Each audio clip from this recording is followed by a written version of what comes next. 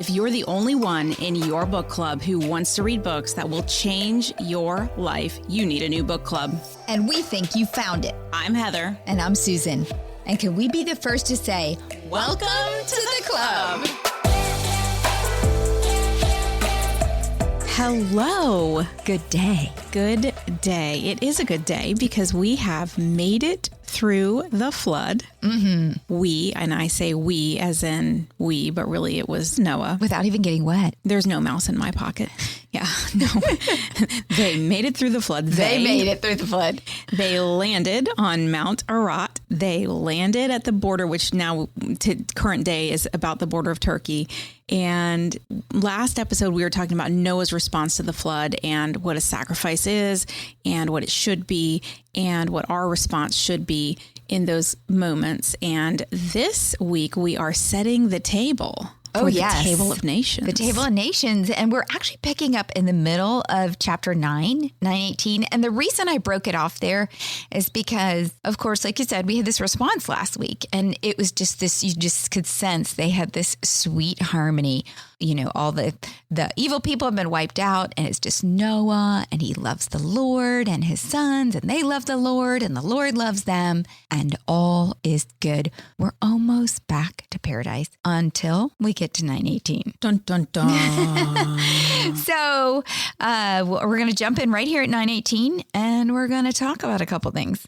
The sons of Noah who came out of the ark were Shem, Ham, and Japheth. Ham was the father of Canaan. These were the three sons of Noah, and from them came the people who were scattered over the whole earth. Okay, so we know it's God's plan that they multiply and spread out, and he's saying they're going to come from these three sons.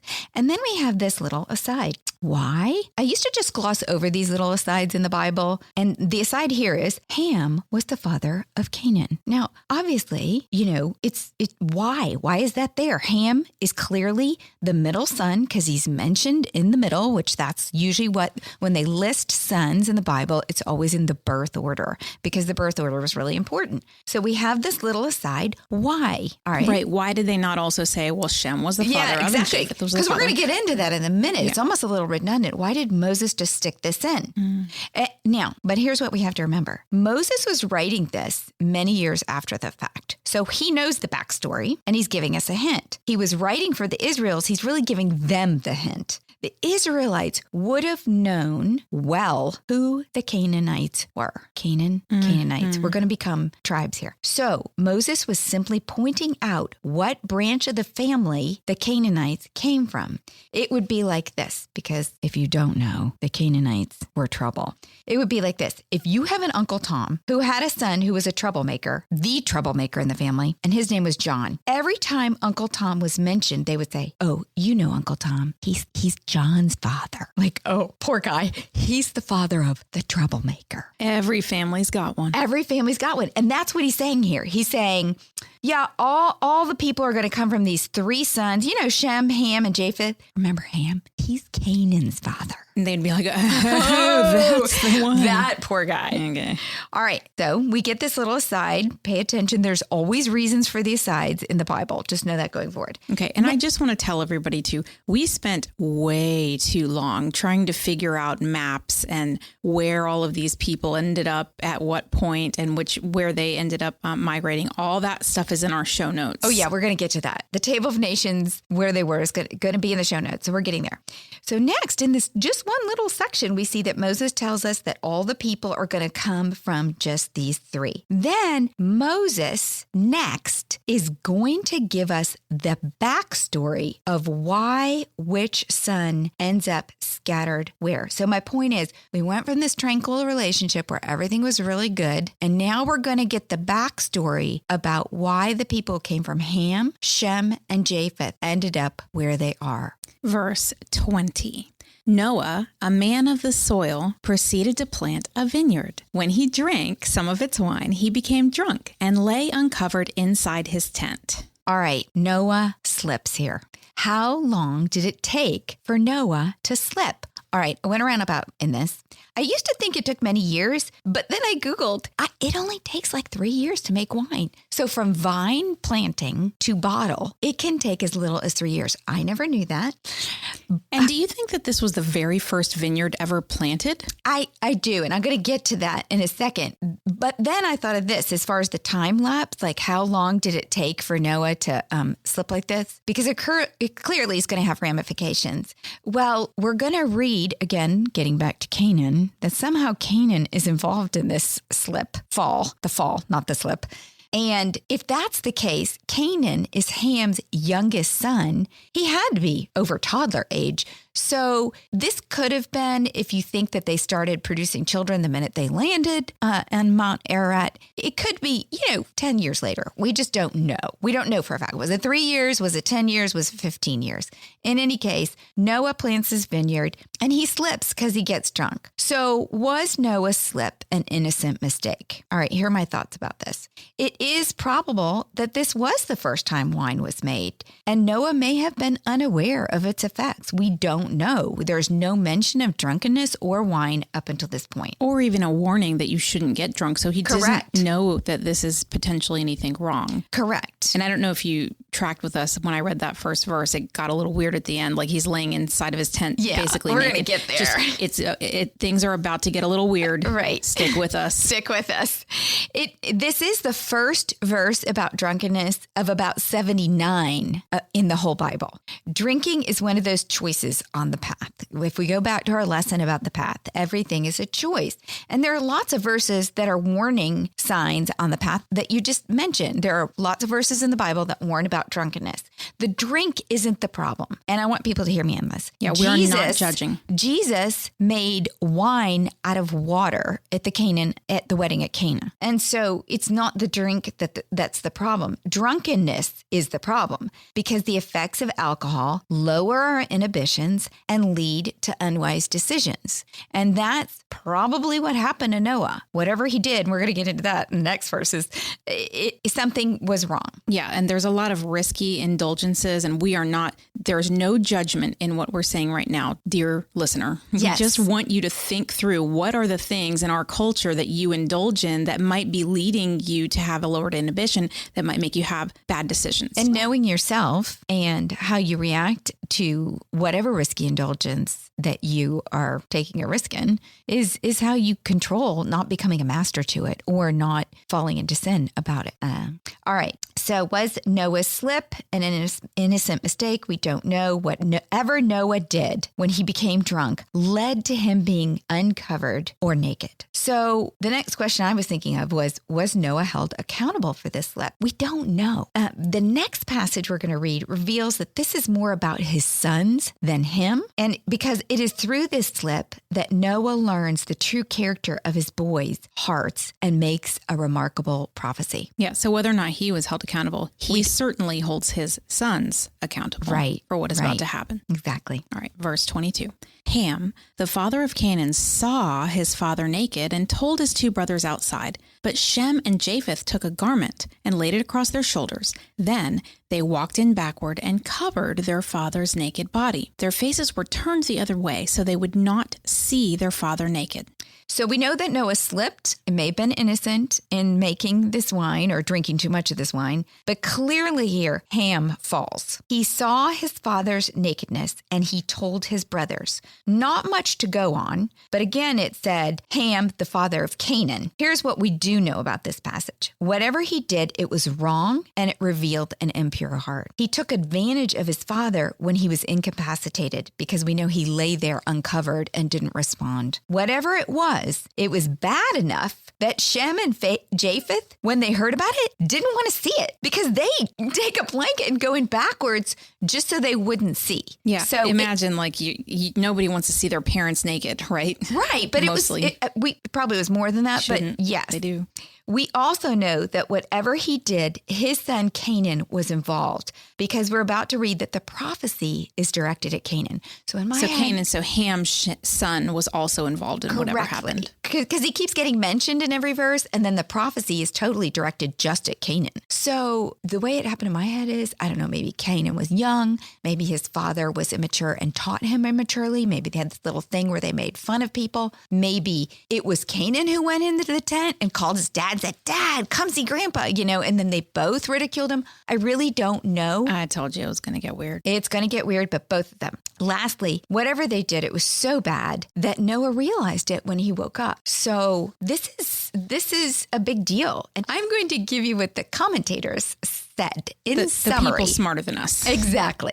Ham/Canaan, we're going to call it the Ham-Canaan couple, delighted in Noah's embarrassing situation and ridiculed him. At the very least, we can pretty much 99% sure say that. We don't know what it was, and we don't know what they did to ridicule him. Maybe they put him in funny positions. Maybe they spread rumors. Oh, how many rumors can you spread it to? There's only 6 of them, and the grandchildren at this point. So that's one side of what the commentators say. The more deviant side would be that they may have sexually assaulted Noah, or again, caught him in a sexual act. Maybe his wife was drunk too. Who knows? They don't mention her. There's not enough details in there for us to know.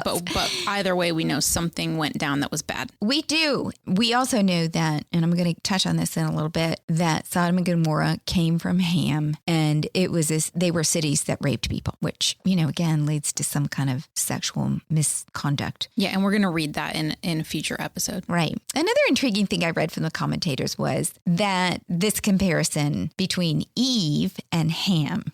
So Eve saw and delighted in the fruit and crossed a boundary that she knew was wrong. In the same way, Ham saw whatever he saw and delighted, and he crossed a boundary. Whatever he did was wrong. And you know what? I have a really hard time comparing eating fruit and having a crazy sexual sin like this. But I guess in the Bible, it does say that all sins are equal in the eyes of God. So they're all a sin. A sin's a sin. And we know that Eve, had walked with God. So she had a much clearer relationship. I don't know. I kind of hang with it that, I can't judge sin. I don't know what's worse in God's eyes. I'm not trying to judge. Oh, yeah, you are. No, I'm kidding. it's all good. So what happened then is Eve's sin resulted in nakedness. Ham's sin was because of nakedness. Oh, that is deep. That's a Bible bender. Yeah. So, as sin grows, as the world grows, it all just weaves this little web, and it just grows. All right. In contrast, Ham falls, but Shem and Japheth, in contrast, stand firm in what they know is right. They both refuse to disrespect their father. And whatever was said probably made him curious, but they didn't give in to it. They walked in backwards so they wouldn't see it. They did not take part. And their actions illustrate something for us that is clear in the New Testament, that love and honor is what we are trying to work toward. And in 1 Corinthians 13:6, it says, true love does not delight in evil. And that kind of really said to me what Ham must have done. He delighted in his father's slip.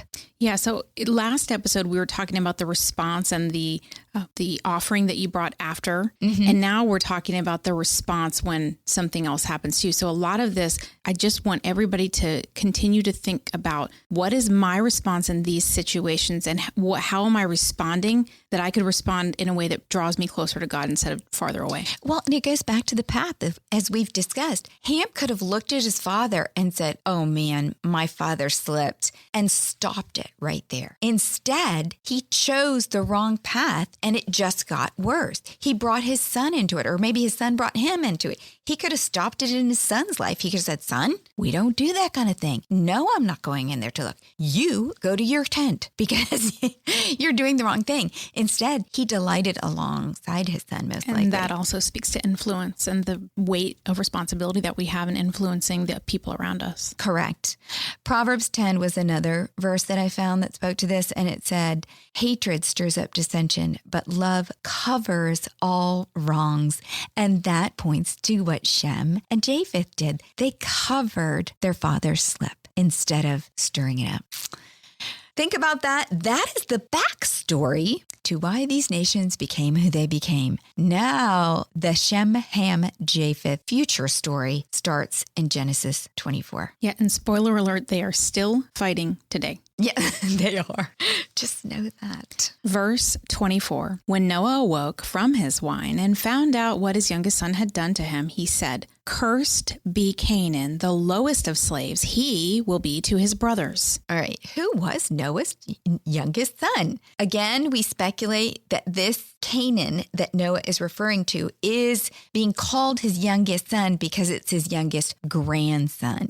And they did that often. They called all their children, and remember, they lived a long time, so they ended up having great grandchildren. They called them their sons because they were part of the blessing that the son would always receive. Right, because you said just a minute ago, we know that Ham is not the youngest son. He's the middle son because of the order in which they reference. And that's why he says, "Cursed be Canaan," because it's really Ham's son. So somehow Canaan, probably under the influence of his father, Ham, was responsible for this, initiating this act, whatever it was. And either way, as parents, we're responsible for the actions of our kids. Correct. So carry on. Verse 26. He also said, "Praise be to the Lord, the God of Shem. May Canaan be the slave of Shem. May God extend Japheth's territory. May Japheth live in the tents of Shem, and may Canaan be the slave of Japheth." After the flood, Noah lived 350 years. Noah lived a total of 950 years, and then he died. And our shooting star exits just like that. But before we let him go, let's talk about this prophecy because it's crucial. His prophetic words were prophetic because they came true, but also it was a blessing and a curse. So the prophecy is important because it identifies the origin of the Canaanites as a consequence of sin. So they're going to be an example to us.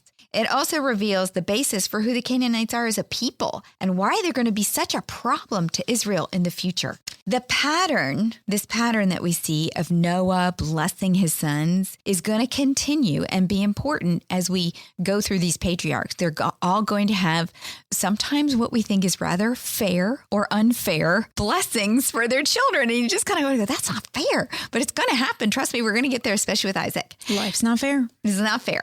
And then, of course, we have that we're going to talk about more. This prophecy has one curse and two blessings. So let's talk first about Ham's curse. He will be a slave to his brothers. What does that mean? Well, the Canaanites, also called at times the Amorites, were destroyed at Sodom, as we will read eventually, and were defeated by Joshua, who was the leader of Israel after Moses. And Joshua came from the kind of Shem, the Shem stem, we'll call it.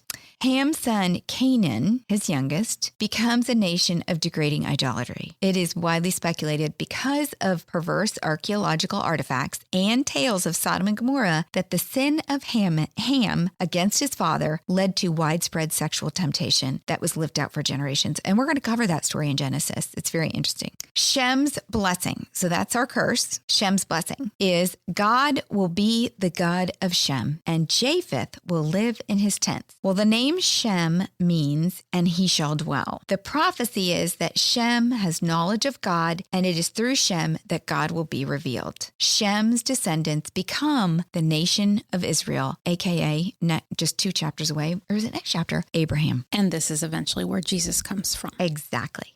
So Japheth's blessing is really interesting to me because I kind of feel that's the tribe I'm from.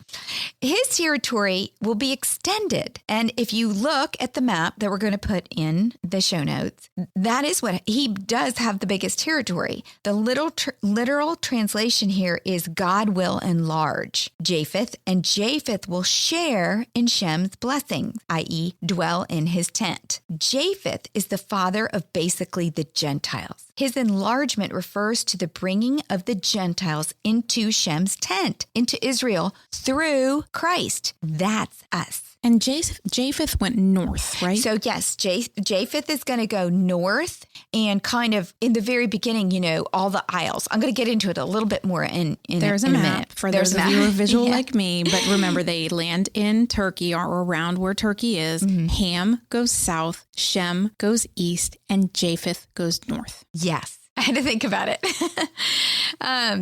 To me, this blessing curse, this future story of what's going to happen to them is kind of a lesson that, your response to sin uncovers the truth of your heart. And we think, we can hide what we're thinking, but we really have to challenge ourselves. What am I thinking? Because at some point, how I react to things is going to reveal my heart. And you can't hide anything from God, but beyond that, how do you respond when someone else sins? Oh, yes. Whether it was Ham or his son Canaan, somebody sinned and then somebody didn't do the right thing the way that Shem and Japheth did. So even if it's not something as serious as some kind of sexual sin, is it gossip for you? Is it when you're around somebody else who's not being nice to someone? Is it a racial thing? Is it something that anything that you experience that somebody else isn't doing the right thing? Are you standing up and saying, no, this is wrong and we need to correct it? Is it something in business that somebody is cheating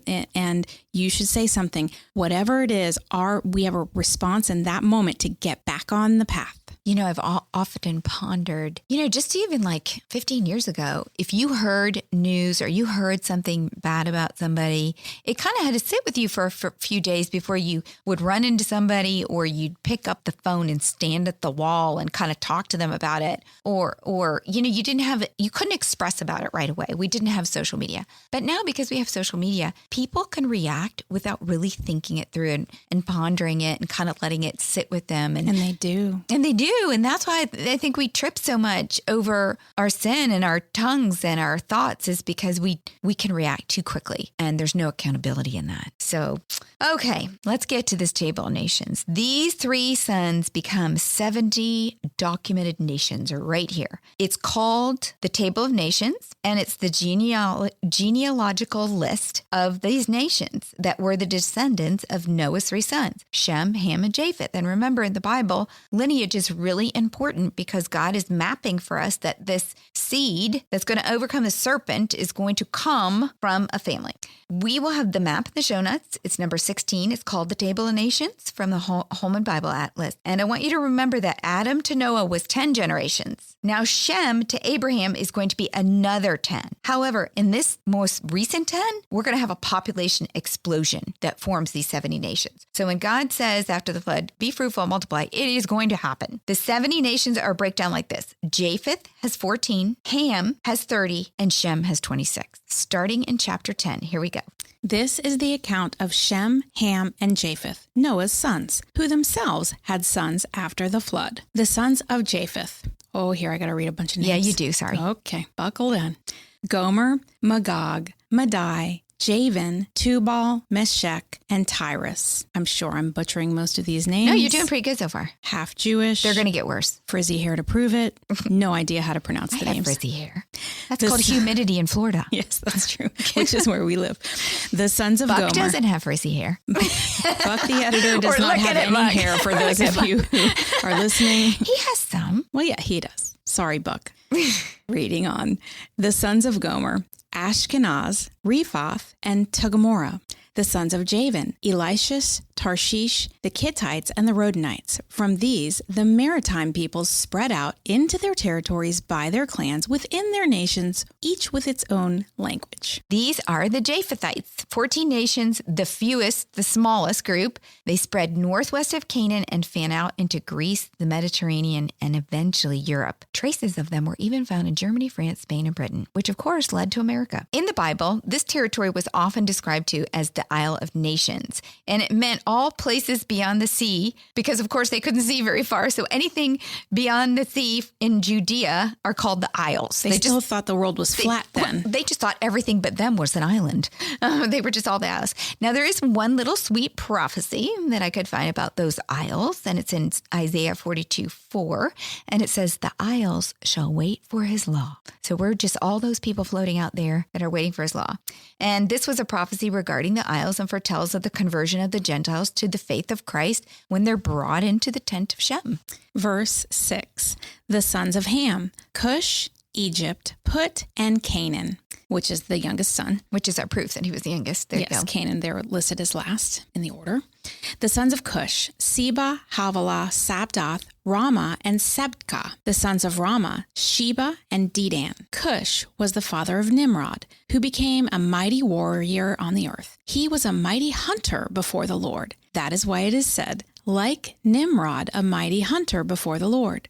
The first centers of the kingdom were Babylon, Uruk, Akkad, and Calneh in Shinar. From the land, he went to Assyria, where he built Nineveh, Rebuthir, Calah, and Resen, which is between Nineveh and Calah, which is the great city. Egypt was the father of the Ludites, Anamites, Lebites, and Naphthites, Pathurites, Calishites, from whom the Philistines came, the Captharites. Canaan was the father of Sidon, his firstborn, and the Hittites, Jebusites, Amorites, Girgashites, Havitites, Archites, Sinites, Arvadites, Zemarites, and Hamathites. Later, the Canaanite clans scattered, and the borders of Canaan reached from Sidon toward Gerar as far as Gaza, and then toward Sodom, Gomorrah, Admah, and Zibium, as far as Lasha. These are the sons of Ham, by their clans and languages, in their territories and nations. And you're probably wondering how I got the lovely job to read all of these names. You have a much better voice than I do. At least you sound good. You may not be pronouncing well, but you sound great.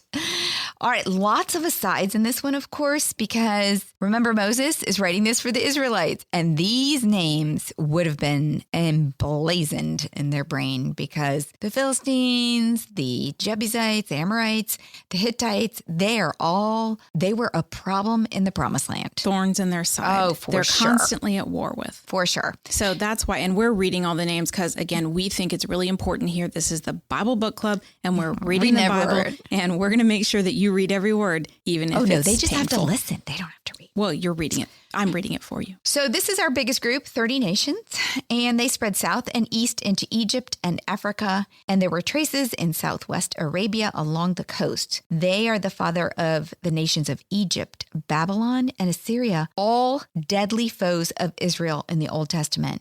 Remember, they're going to take, two of these groups are going to take Israel captive, and one's going to burn the temple. It's just bad news all the way. They single out Nimrod. He is the only one who's really mentioned here. His name means we shall rebel. He is the founder of Babel, which is, of course, becomes Babylon. They later take Israel captive. So, other names that we see over and over, I just mentioned.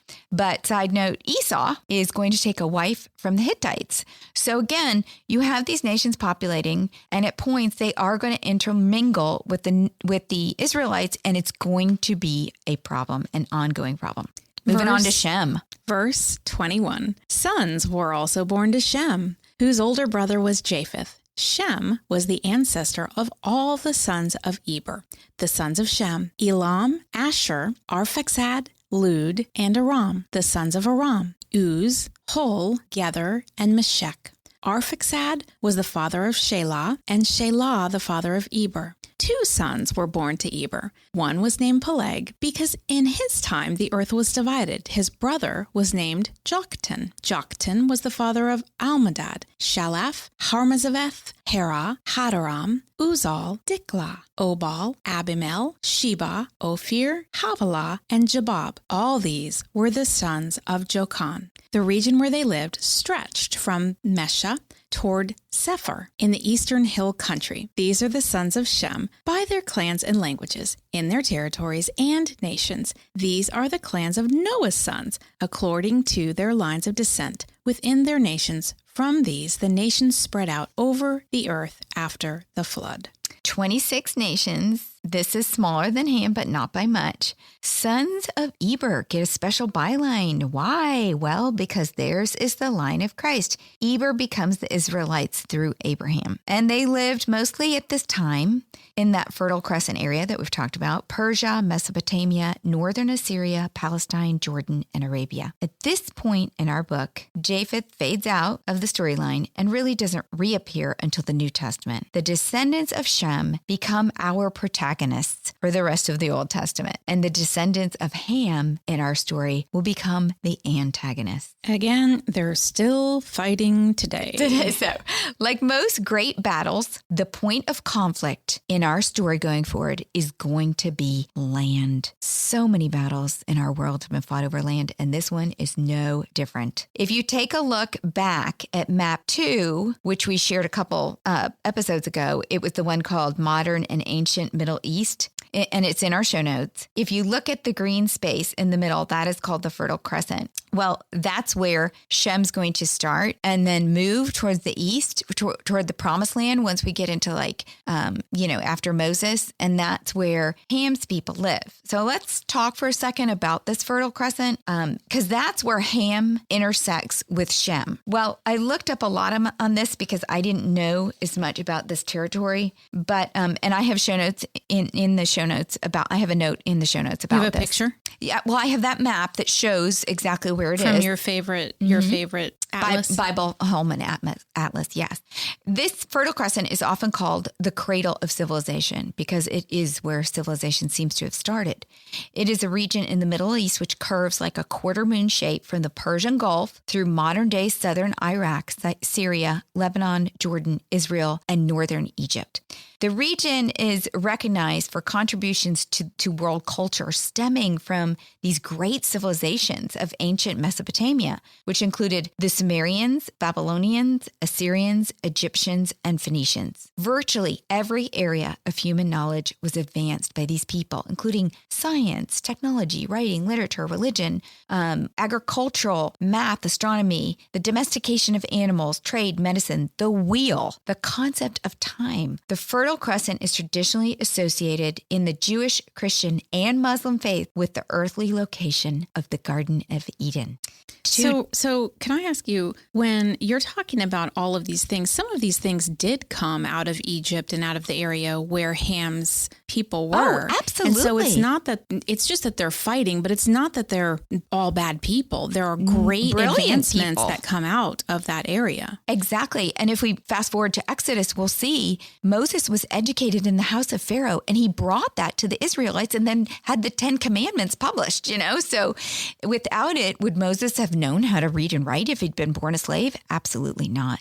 No, like Tubal-Cain, like we studied before the flood. Wasn't that Tubal-Cain? It was Tubal-Cain, I think. I don't know what Tubal-Cain Who developed music and the lyre. Cain's sons. Tubal-Cain, yes, it was.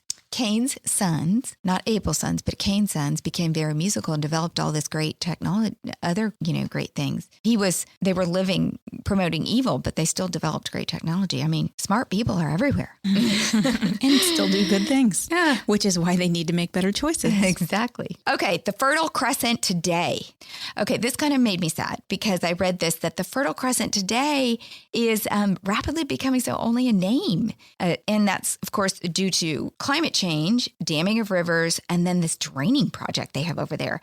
And these fertile marshlands, which used to cover like almost 7,000 square miles, have shrunk to 770 square miles. Even after continued long-term threats to the environment were made, no government sanctions have been put on these people. And so it's just becoming worse, which kind of makes me sad. This is the cradle of civilization. And that's where all of the great things came out of that we look to today.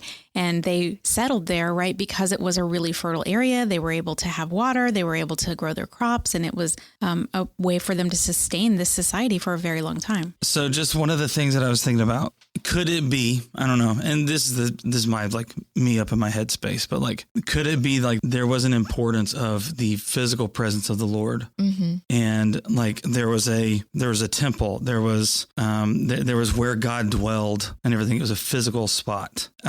And where today, where the importance of that going out and where God dwells is now in us, are we seeing, where his people used to dwell and everything? It was fertile and it was beautiful and it was lush and everything. And it's not like the removal of God from that, but it's the removal of what people think is important.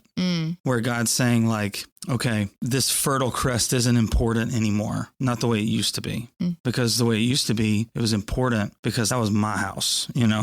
Right. But now God's saying, I want to dwell in you. I want to see you flourish. I want to see you make a difference in your community. I want to see for the gospel, not just an actual physical place where like it's beautiful. Well, if you think about it, it was, okay, so if the Garden of Eden was there and the trees were there of knowledge of good and evil, and he closed that off. Yeah. So now you can't get close to that anymore. It's like seriously shrinking from us. It's like withering to nothing. And he has to give us that knowledge with our Holy Spirit. Like we have to rely on the Holy Spirit because, I don't know, we're like moving further and further and further away from it. Yeah, but then do we all have a responsibility to carry that fertile crescent with us and live it out through our lives as our offering? Yeah. Well, that's how we praise. Remember, we talked about that last week by always giving God the glory. Yeah. So that's it for Buck's Corner. Buck's Corner. All right. So just to recap, you have a choice. You are on a path. And as you are going along your path, all the things that you encounter every day, you have a choice. And you have a choice to be like Ham and take one path, or you could be like his brothers who did the right thing and they take a different path.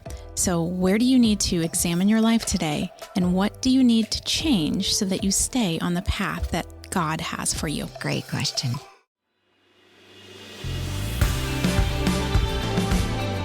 What's a club without friends? If you're enjoying the Bible Book Club, why don't you share it? And then you can say, Welcome to the club.